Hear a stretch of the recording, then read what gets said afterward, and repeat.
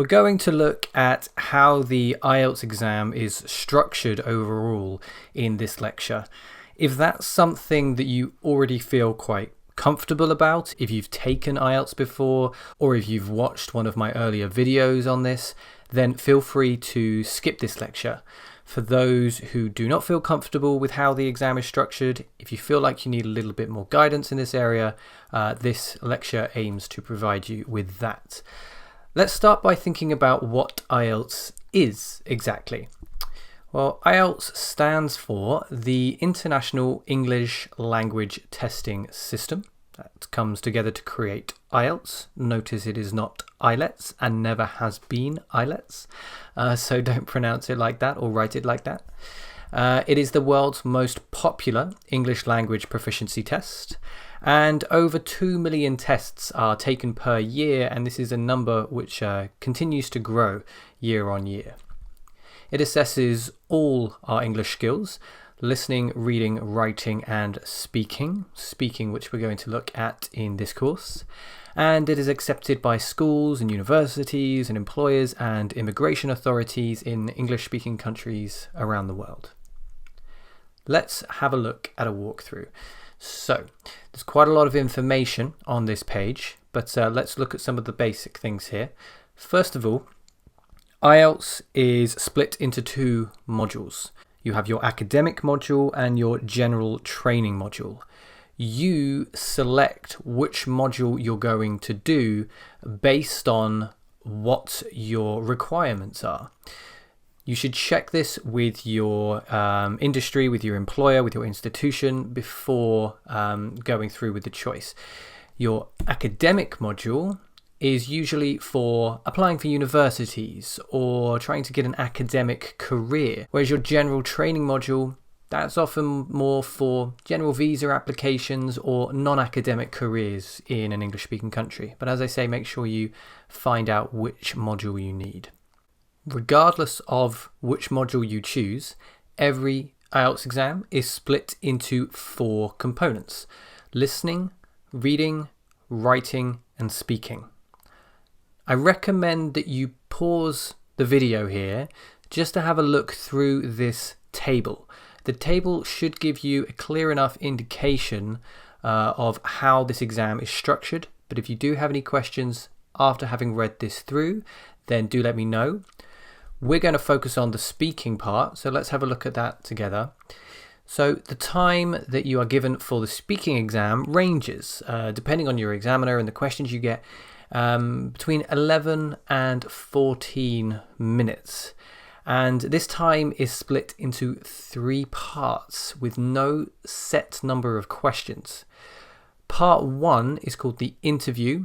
This takes around 4 to 5 minutes or 3 to 4 minutes. Part 2 is called the long turn or the talk, and this can take about 3 or 4 minutes. And part 3 is called the discussion, and this again takes about 4 to 5 minutes. They're roughly about the same length for each part of the test here. Don't worry about each individual part.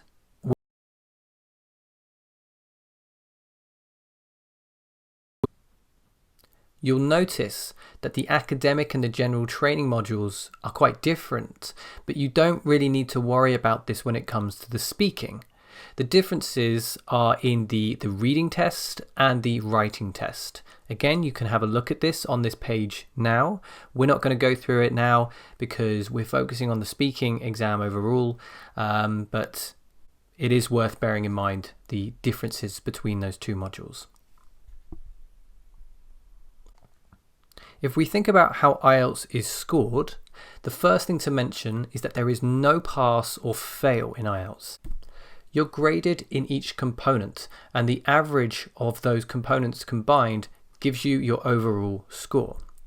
So for example, if you get a 6 in the listening, and then a 7 in the reading, a 6 in the writing, and then a 7 in the speaking, your overall band score will be 6.5.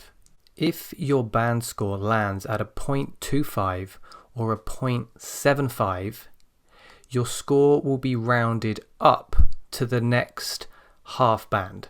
So if it's a 0.25, you'll go up to 0.5. And if you're at a 0.75, you'll go up to the next full band. Remember that IELTS scores are valid for 2 years after certification, so don't dawdle when it comes to applying to your respective industries. If you know your CEFR score, you can check that out against the roughly average band score for IELTS on the left there. So we're looking at band 7 here. That generally indicates a CEFR score of C1. Finally, if we think about the score requirements for IELTS, if you want to get into university and do a foundation course, you generally need around about a 5.5 to 6. In order to gain access to a bachelor's degree course, you're looking for more of a band 6 to 6.5. It'll be a 6.5 to a 7 for entry to a master's degree course. And anything that's band 7 or above is typically required to work in English-speaking countries in professions such as medicine and law and accounting and academic research. It's important to stress here that you need to check with each employer or university or immigration office exactly what score you need, as different places will require different scores. Okay, hopefully that gave you a decent breakdown of the IELTS exam.